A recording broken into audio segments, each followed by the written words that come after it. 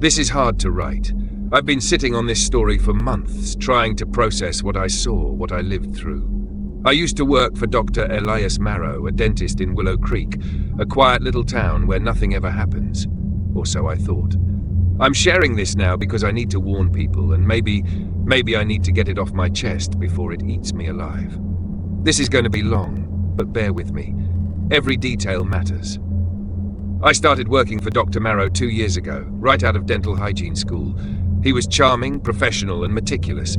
His office was spotless, white tiles gleaming, instruments laid out like surgical art.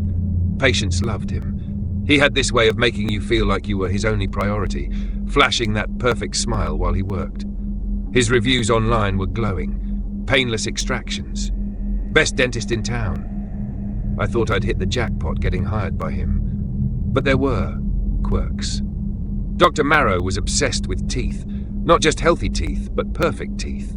He'd spend hours after closing polishing his tools, muttering about preserving perfection. He kept a locked display case in his office filled with what I assumed were model teeth, rows of pristine molars, canines, incisors, all gleaming under soft light.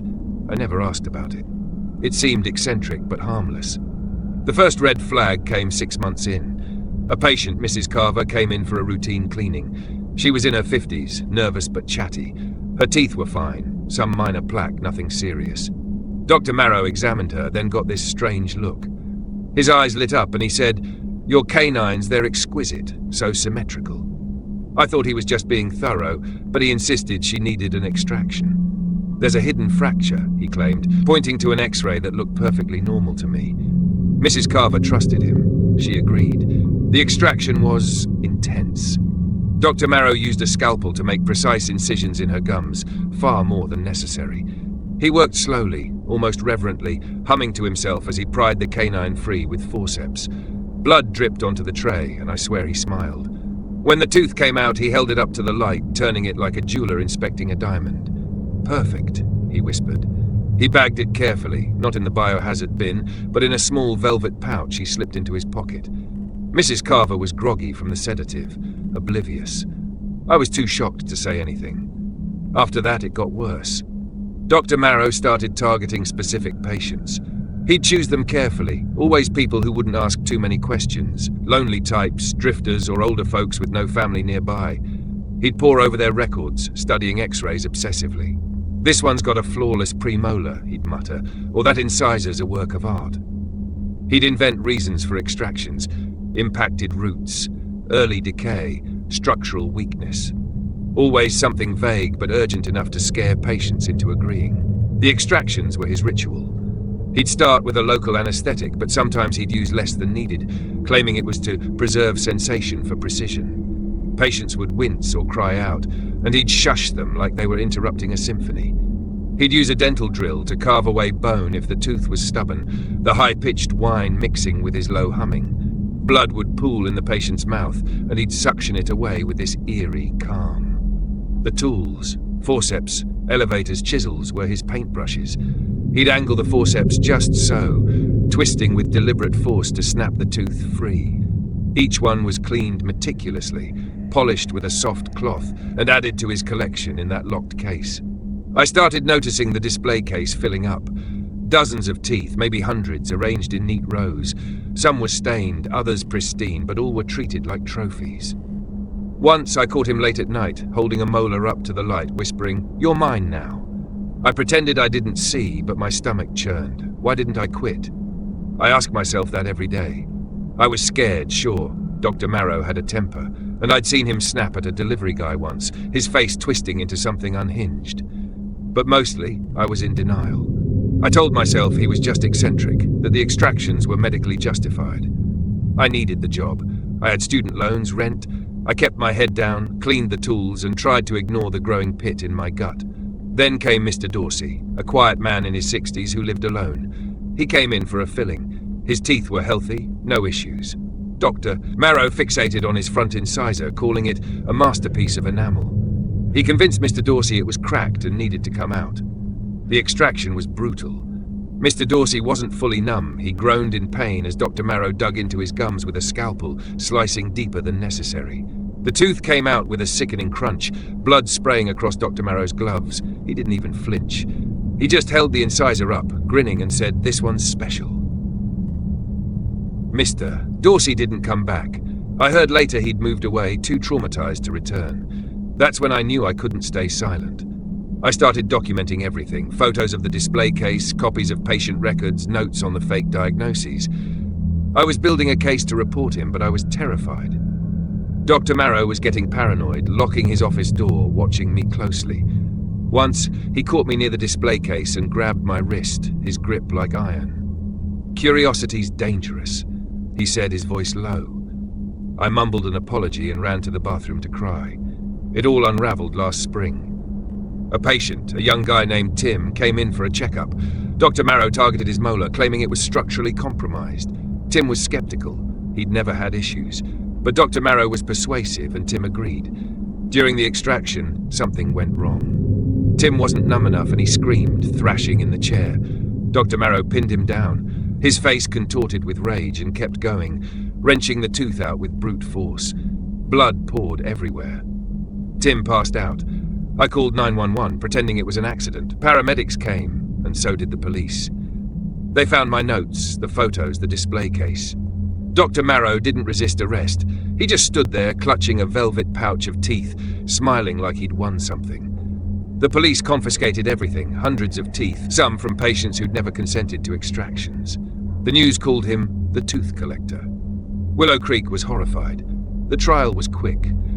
Dr. Marrow was declared criminally insane. He rambled in court about teeth being the essence of humanity, how he was preserving perfection. He was sent to Blackwood Sanatorium, a high-security facility for the criminally insane, about an hour from town. I thought it was over. Then I got a call last week from a friend who works at Blackwood. She sounded shaken. She said Dr. Marrow hasn't changed. He's convinced he's still a dentist, that the sanatorium is his new practice. He spends hours sharpening spoons into makeshift tools, hiding them under his mattress. He's been caught staring at other inmates' mouths, muttering about their teeth. Last month, he attacked a guy, trying to pry out a molar with a piece of metal. The staff restrained him, but he keeps talking about completing his collection. My friend says he mentions me sometimes. He thinks I'm still his hygienist, that I'll come back to help him.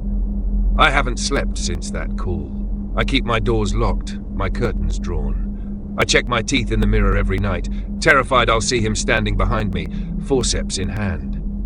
If you're in Willow Creek, avoid dentists for a while. And if you hear about a patient at Blackwood Sanatorium asking for a dental appointment, don't go near him. Dr. Marrow's still out there, in his own twisted way, and he's still hungry for teeth. I'm not sure where to begin. My hands are shaking as I type this, and every time I swallow, I feel something in my mouth. I don't know if I'm losing my mind, or if what happened was real. All I know is I can't go near a dentist again, and I need to tell someone before whatever's happening to me gets worse. This is long, but please, read it. I need you to understand what I went through in that office, and what I'm still going through. My name's Ethan, 32, and I live in a small town called Pine Hollow. I've never been big on dentists. The drills, the needles, the sterile smell, it's always creeped me out. But about a month ago, I cracked a molar chewing on a rogue popcorn kernel. The pain was unbearable, so I booked an appointment with Dr. Vincent Hargrove, the only dentist in town. His office was old, tucked in a strip mall between a laundromat and a vape shop. The sign was faded, but his Yelp reviews were solid. Efficient, professional, no nonsense. I figured he'd patch me up and I'd be done. The first visit was normal, mostly. Dr. Hargrove was in his late 50s, wiry, with thin glasses and a voice so calm it was almost hypnotic. His office was dated, yellowing posters about gum disease, a creaky dental chair, and a tray of tools that looked like they'd seen better days. He examined my cracked molar, took x-rays and said it needed a crown. Standard stuff. But then he paused, staring at the x-ray longer than I expected. His brow furrowed and he adjusted his glasses. "Ethan," he said, his voice low, "there's something unusual here." He pointed to the x-ray where my teeth looked normal to me, except for the cracked molar. "See this? There's a secondary row of teeth behind your upper incisors. It's faint, but it's there." I laughed, thinking he was joking. "What, like a shark? Come on, Doc." But he didn't smile. He zoomed in on the X-ray, showing what he claimed were faint, jagged shapes behind my front teeth. I couldn't see anything clearly. It just looked like shadows or artifacts on the image. I told him I didn't feel anything unusual, no pain, no crowding. My mouth felt normal. He insisted it was real, saying it could be a rare condition called hypodontia, but unlike any case I've seen. He wanted to schedule a follow-up to investigate further. Something about his tone unsettled me. His eyes had this intensity, like he was seeing something I couldn't. I brushed it off, got my temporary crown, and left. But as I drove home, I kept running my tongue over my teeth, searching for anything out of place. Nothing. My mouth felt the same as always. I started wondering if Dr. Hargrove was scamming me. Maybe he was pushing unnecessary procedures to milk my insurance. I'd heard about dentists like that. I decided not to go back.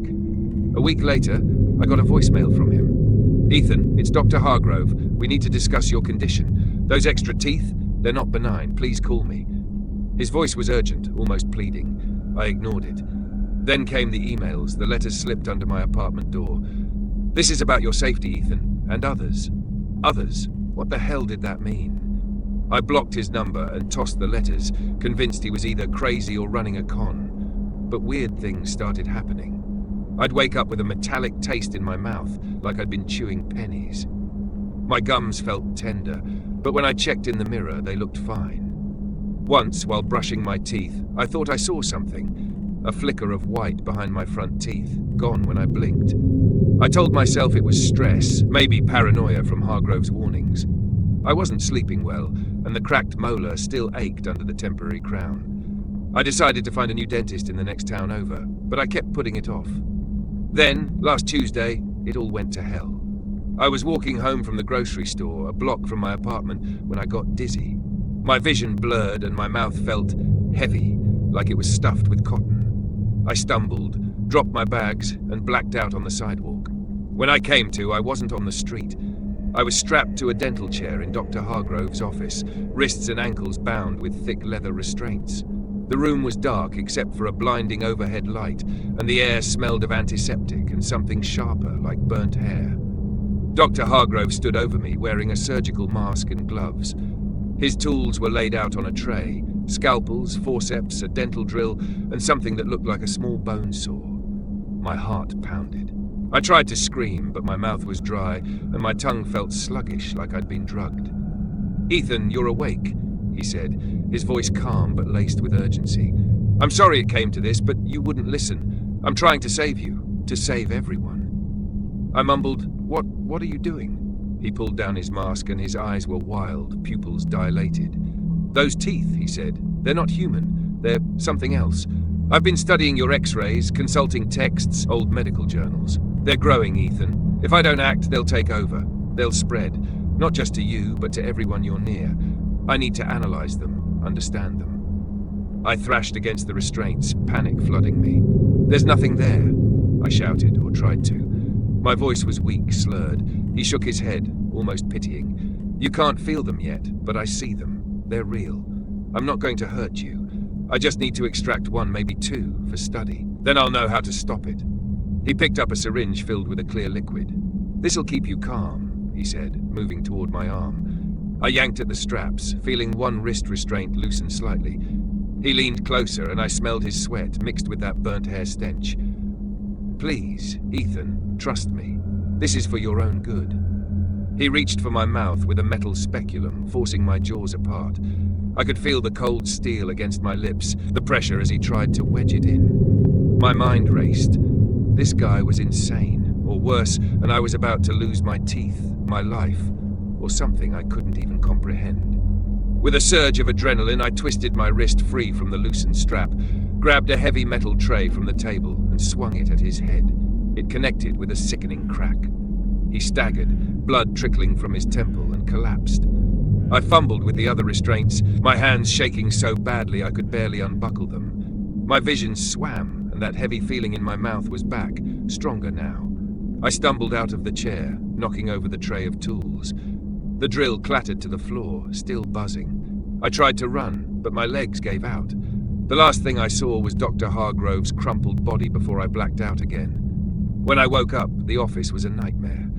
The overhead light was flickering, casting jagged shadows. The chair was overturned, tools scattered everywhere. Blood pooled on the floor, far more than a head wound could explain. And Dr. Hargrove, he wasn't just dead. He was destroyed. His body was in pieces, arms torn off, chest caved in, face unrecognizable. The walls were smeared with blood like something had gone berserk. I gagged, crawling backward, my hands slipping in the gore. I don't know how I got out. I stumbled through the dark strip mall, barefoot, my clothes soaked with blood that wasn't mine. I made it home, locked the door, and sat in the bathroom, staring at my reflection. My mouth looked normal. No extra teeth, no swelling. But my gums were bleeding, and that metallic taste was stronger than ever. I didn't call the police. How could I explain it? I'd hit him, sure, but I didn't do that to him. Did I? The news broke the next day. Local dentist found dead in office, suspected animal attack. Animal attack? In a strip mall? The police sealed off the scene, but no one's come knocking. Pine Hollow's buzzing with rumors, cults, serial killers, even cryptids. I've stayed inside, avoiding mirrors, avoiding my own mouth. Last night, it happened. I was brushing my teeth, forcing myself to keep up some normalcy when I felt it. A sharp, grinding sensation behind my front teeth, like something was shifting. I froze, toothbrush in hand, and leaned toward the mirror. My lips trembled as I opened my mouth wider. For a split second I saw them, a row of jagged, needle-like teeth, glistening wet, crowded behind my incisors. They weren't human. They were too sharp, too many. I blinked and they were gone. My mouth was normal again, but my gums were bleeding and my tongue felt raw like I'd bitten it. I haven't slept since. Every time I close my eyes, I see Dr. Hargrove's mangled body, hear his voice saying they'll spread. I keep running my tongue over my teeth, waiting for that grinding sensation to return. What if he was right? What if something's inside me, growing, waiting? And if it is, what did it do to him while I was blacked out? I'm scared to go to another dentist, scared to tell anyone. But I'm more scared of what's happening to me. If you're in Pine Hollow, stay away from that strip mall, and if you feel something strange in your mouth, don't ignore it. I did, and now I don't know what I am anymore. I've always hated dentists, but I never thought one would ruin my life. I'm writing this because I need someone to believe me, and because I'm scared of what's happening inside my mouth. My name's Clara.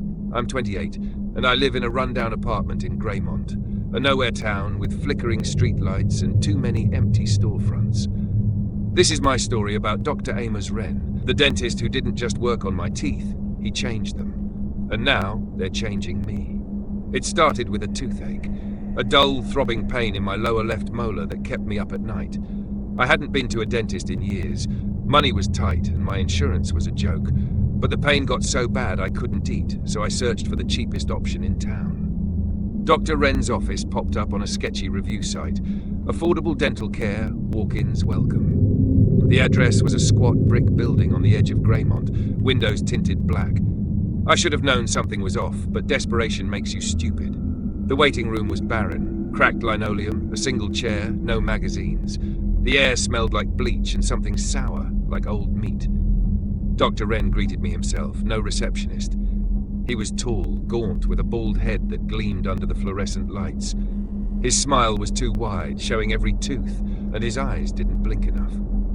"Clara, let's fix that pain," he said, like he already knew me. I followed him to the exam room, my stomach twisting. The dental chair was ancient, stained with rust at the edges. The tools on the tray looked wrong, too sharp, too jagged, not like the sleek instruments I remembered from childhood checkups. He didn't take x-rays, just peered into my mouth with a handheld mirror, his breath hot and stale. "This molar's rotten," he said. "Needs to come out. And a few others look compromised. I'll replace them. No charge for the extras." Replace them? I thought he meant fillings or crowns, but his tone was off, like he was offering a gift I didn't want. I tried to protest, but he was already prepping a syringe. "Just a little numbing," he said, injecting my gums before I could object. The needle stung and my vision blurred. I felt heavy, like I was sinking into the chair. He hummed a tuneless song as he worked, the drill's whine piercing my skull. I couldn't move, couldn't speak, but I felt everything. The tug of forceps, the crack of bone, the wet suction of blood. He wasn't just pulling one tooth. I heard multiple clinks as he dropped them into a metal bowl. Then came a new sensation, something being inserted into my gums, sharp and cold, like he was planting seeds. I don't know how long it lasted. When I came to, my mouth was sore, swollen, and tasted like copper. Dr. Wren was wiping his hands, his apron splattered red. "All done," he said, handing me a cracked hand mirror. "Take a look at your new smile." My lips trembled as I opened my mouth. My teeth weren't mine. They were too long, too pointed, and a sickly yellow like old ivory. They didn't fit right. My gums were raw, bleeding around the edges. "What did you do?" I slurred, my voice muffled by swelling. "They're better," he said, his smile stretching wider. "They're alive. You'll see." I stumbled out, too dazed to argue, and drove home. That night, I locked my door and stared into my bathroom mirror. The teeth looked worse under my dim lights, uneven, jagged, like they belonged to something that crawled out of a cave. I tried to call a friend, but my phone died. Then I heard it, a faint, chittering whisper, like voices overlapping, coming from my mouth. I clamped my lips shut, but the sound vibrated in my skull. Words I couldn't understand, hissing and sharp. Over the next few days, it got worse.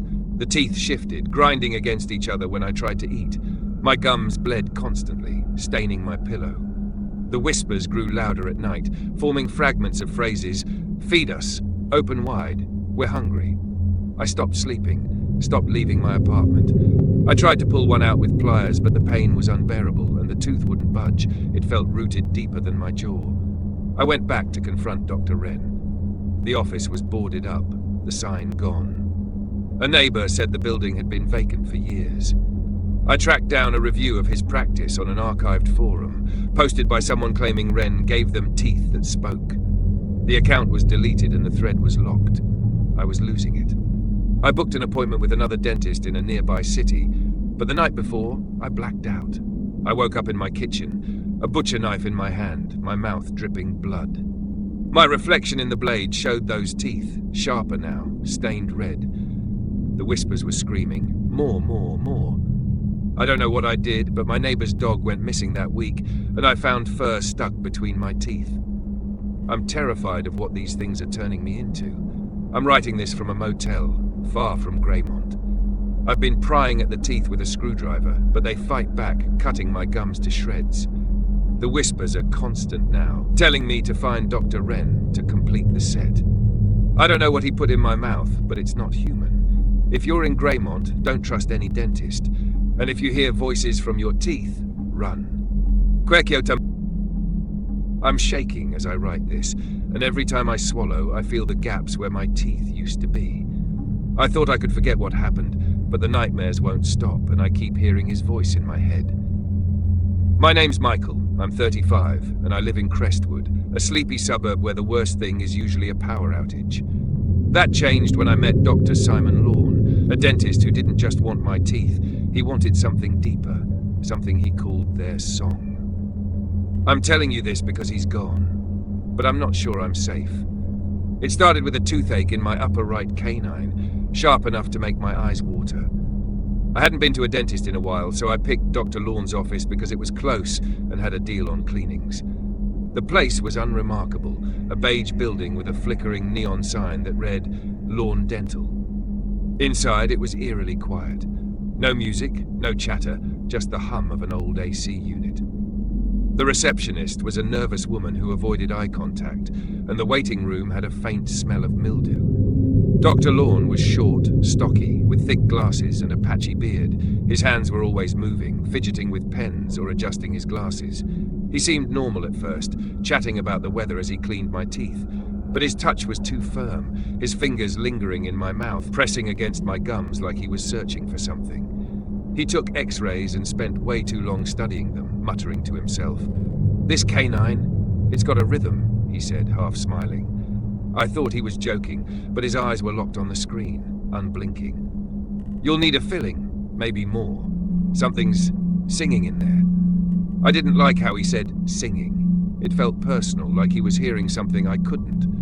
I told him I'd come back for the filling, but I was already thinking, this guy's weird, and it sounds like something else is going on here. I tried to laugh it off, but my gut told me to get out. I paid for the cleaning and left, promising to think about the filling. I never planned to go back. That night, I couldn't sleep. My toothache was worse, and I kept hearing faint noises like a drill, but distant, muffled. I chalked it up to nerves, but the next day I got a text from an unknown number. "You need that filling, Michael. Don't wait." It had to be Dr. Lawn. I blocked the number, but more came. Emails, voicemails, even a handwritten note taped to my mailbox. "Your teeth need me." I was freaked out, but I figured he was just desperate for business. I bought some over-the-counter dental cement and decided to tough it out. Then, last Friday, everything went wrong. I was biking home from work, cutting through an alley near my apartment, when I felt a sharp pain in my neck like a bee sting. My legs went numb and I crashed into a dumpster. The world spun and I blacked out. When I woke up, I was in a cold, damp room, lying on a metal table. My wrists and ankles were strapped down with heavy cuffs, and a gag was stuffed in my mouth, tasting of mildew and blood. The air was thick with the smell of decay and antiseptic. I heard dripping water, then footsteps. Dr. Lawn appeared, wearing a stained surgical gown, his glasses reflecting the dim light of a swinging bulb. Behind him I saw cages, rusted, padlocked, stacked against the walls. Shadows moved inside them, human shapes, moaning softly. My heart pounded so hard I thought it would burst. "Michael," he said, his voice dripping with false warmth, "you didn't come back. I had to bring you here. Your teeth, they're calling to me." He wheeled over a cart covered in tools, not dental instruments, but makeshift horrors. Rusty pliers, a handheld propane torch, a hammer with a blood-crusted head. He leaned close, his breath sour, and ran a finger along my jaw. "I hear them," he whispered. "Every patient has a song in their mouth. Yours is loud, Michael. I need to record it." I thrashed, but the cuffs cut into my skin. He ignored me, humming as he picked up a pair of pliers and forced my mouth open, the gag choking me. I don't know how long he worked. He didn't use anesthetic, just raw force. He pried at my teeth, muttering about capturing the melody. Blood filled my mouth, and I gagged, tears streaming down my face. The pain was blinding, but worse was the sound from the cages. Whimpers, please, someone sobbing, "No more, please." Dr. Lawn talked to them like they were pets, saying, "Hush, your songs are safe with me." I realized he wasn't just pulling teeth. He was keeping these people, collecting something from them, maybe their voices, their pain. I was fading, my vision darkening when I heard a clang, a cage door swinging open. One of the shadows, a thin figure with matted hair, lunged at Dr. Lawn, knocking him to the floor. The figure screamed, a raw animal sound, and I saw a flash of metal, a shard of bone or glass, plunge into his shoulder. He howled, and I seized the moment, yanking at my cuffs until one snapped, the metal weakened by rust. I tore off the gag, grabbed the hammer from the cart, and swung it at Dr. Lawn's head as he wrestled with the figure. It connected with a wet crunch, and he collapsed, blood pooling under him. The figure, a woman, her face gaunt, her mouth toothless, stared at me, then fled into the dark. I stumbled to the cages, fumbling with the padlocks, but my hands were slick with blood. The people inside were barely alive, some missing teeth, others missing more, fingers, ears. I heard sirens in the distance, maybe someone had called the cops. I don't know how I got out, but I climbed a stairwell, kicked open a rusted door, and collapsed in the alley behind the office. I woke up in a hospital, my mouth stitched shut, 3 teeth gone. The police raided Dr. Lawn's office. They found the basement, the cages, 7 people, 4 still alive. Dr. Lawn was dead, skull fractured. The news called it a house of horrors, but they didn't release details. I told the cops what I saw, but they looked at me like I was crazy when I mentioned the songs. They found jars in the basement, filled with teeth, labeled with names and dates. Mine were there, tagged with Michael, Unfinished Symphony. I'm home now, but I'm not okay. My mouth heals, but I hear things at night, a faint hum like a chorus coming from my jaw. I dream of Dr. Lawn, his voice saying, "Your song's not done." I check the locks obsessively, but I'm scared he's not the only one who heard the music. If you're in Crestwood, don't go to any dentist you don't know. And if you hear a strange sound from your teeth, get out of town. I don't know how to explain what happened without sounding insane, but I need to try. My name's Sarah, I'm 27, and I live in Dunwich, a coastal town where the fog never seems to lift. I went to a dentist for a routine checkup, but what he did to me wasn't dental work. It was something else, something that's left a mark I can't escape. Dr. Felix Crane didn't just want my teeth, he wanted my mind. and I'm terrified he got it. It started with a chipped front tooth. I'd tripped on a curb and hit my face, nothing serious, but the chip was sharp and kept cutting my lip. I found Dr. Crane's office online. His website was bare bones, just an address and a phone number, but he offered same-day appointments, and I was in pain. The office was in a crumbling Victorian house at the edge of town, paint peeling, windows boarded up except for one. The sign read Crane Dental Practice, in faded gold letters. It looked abandoned, but the door was unlocked. Inside, the air was thick with dust and a faint chemical smell, like formaldehyde. The waiting room had no chairs, just a sagging couch covered in plastic. Dr. Crane met me at the door, a wiry man with sunken cheeks and eyes that seemed to glow in the dim light. His hands were covered in scars, like burn marks, and he wore a leather apron that creaked when he moved. "Sarah, let's mend that chip," he said, his voice raspy, like he'd smoked for decades. I followed him upstairs to an exam room, my shoes sticking to the floor. The dental chair was bolted to the floor, surrounded by shelves of glass jars filled with what looked like teeth, bones, and cloudy liquid. The tools on his tray were antique, rusted drills, chisels, a syringe with a needle as thick as a knitting pin. He didn't ask for my medical history or take x-rays. He just tilted my head back and stared into my mouth, his fingers cold and rough. "This chip's the least of it," he said. "Your thoughts, they're misaligned. I can fix them, but it'll take work." I thought he was being metaphorical, maybe eccentric. I told him to just fix the chip, but he shook his head. No, the teeth are the gateway. I see it in you. Chaos in your mind. I'll realign it." Before I could argue, he jabbed the syringe into my neck, not my gums. My body went limp, but my mind stayed awake, trapped. I couldn't move as he strapped my head to the chair with a leather band, tight enough to bruise. He started with the chip, grinding it down with a hand-cranked drill that screamed like a dying animal. Sparks flew, and I tasted burning enamel. But he didn't stop there. He kept drilling, moving to my upper jaw, then higher toward my forehead.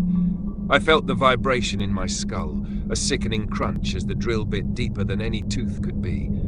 Blood ran into my eyes, and he wiped it away with a rag, muttering, "Almost there, almost to the source."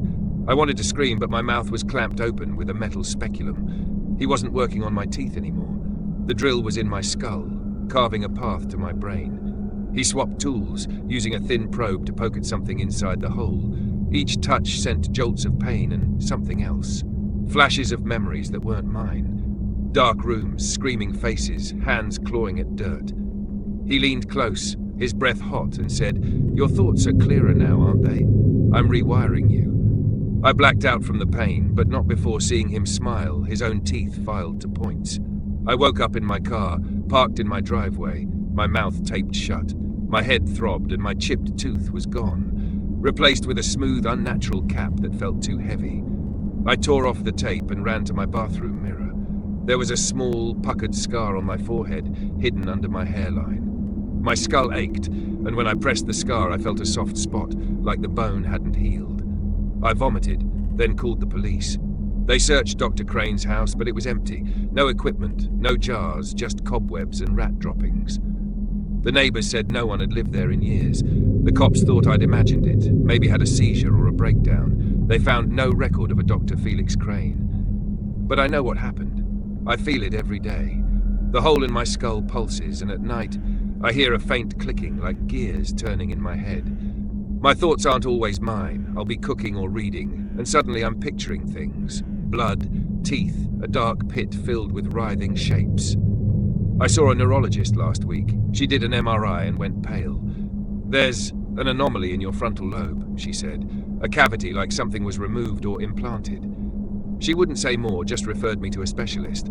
I haven't gone. I'm too scared of what they'll find. Last night I dreamed of Dr. Crane, standing over me, saying, "You're my best work," open wide.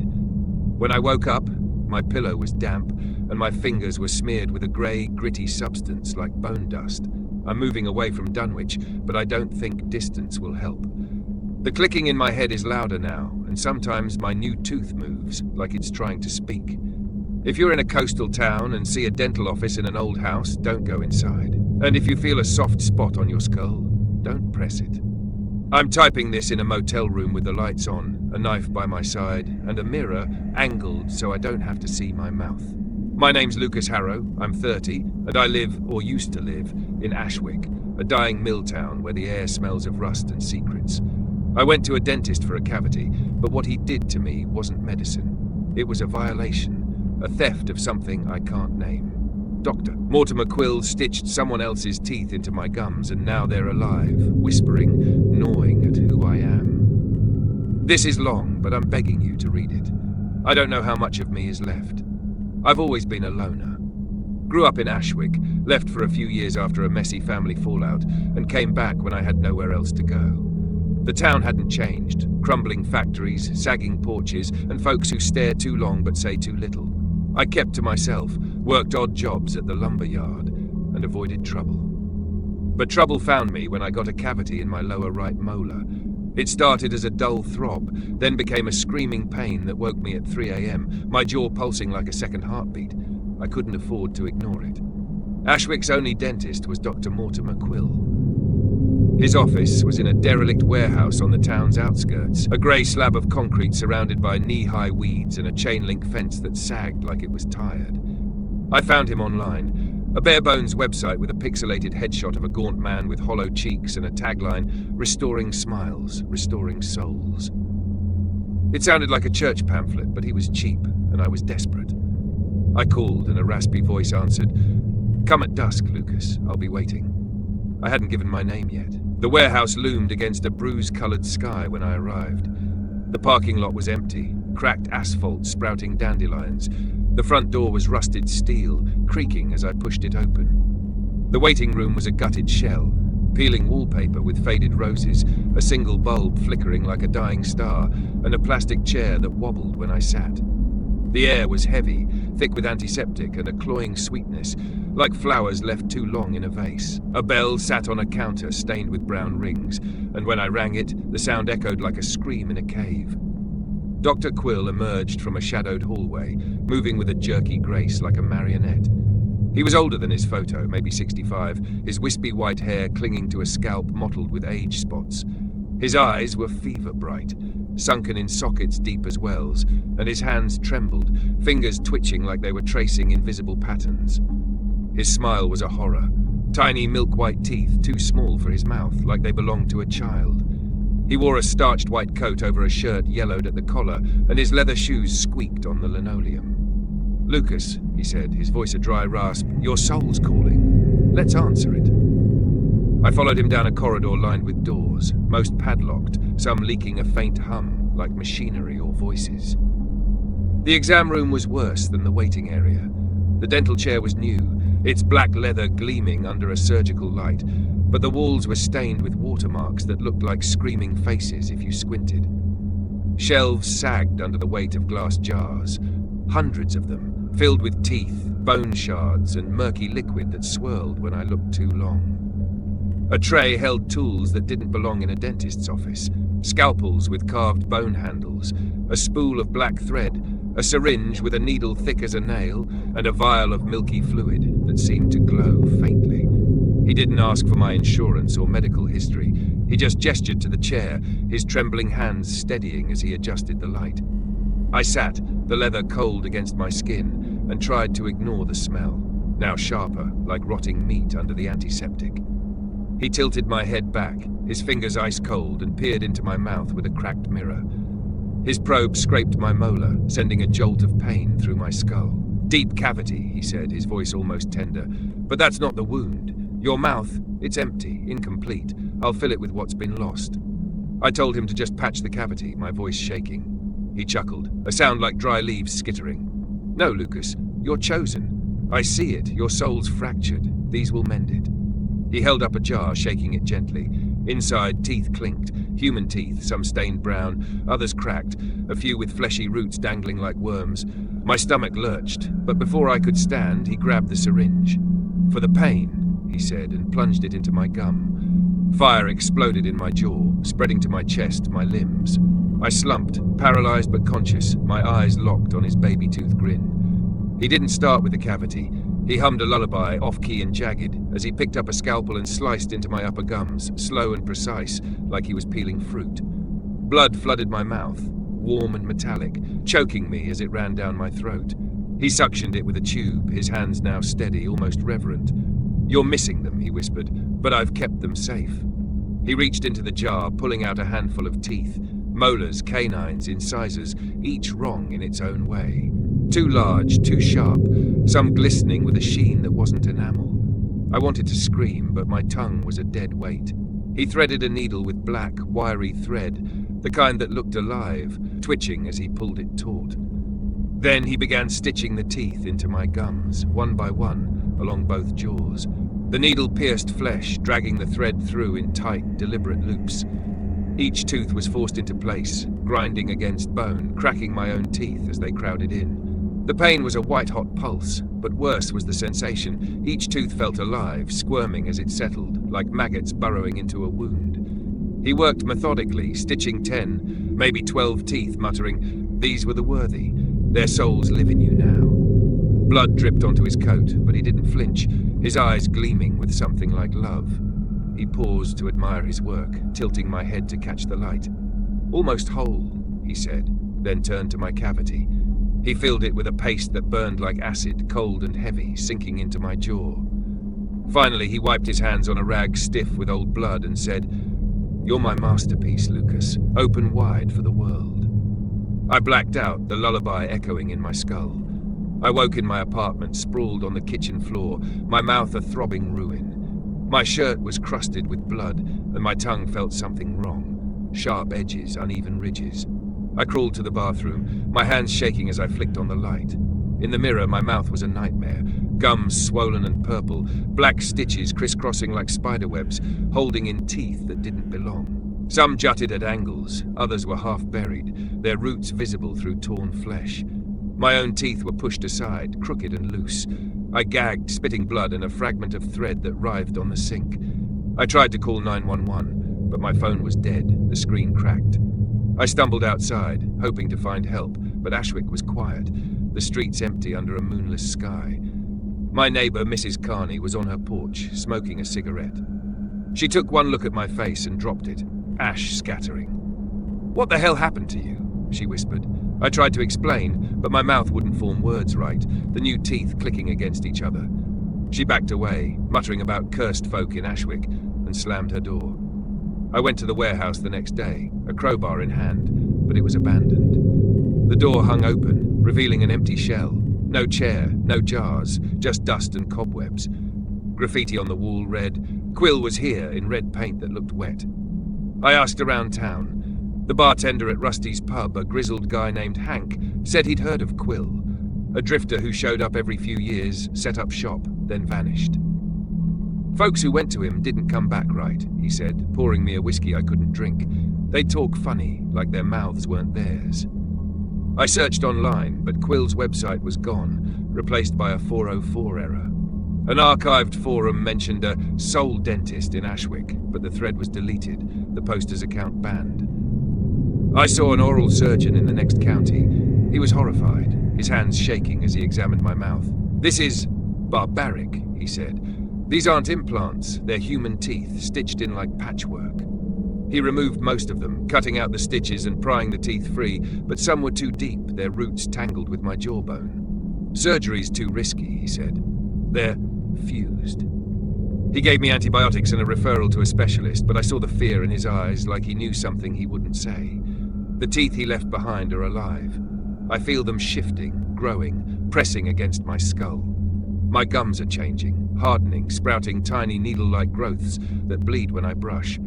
At night I hear voices, not just whispers, but a chorus, each tooth speaking in a different tongue.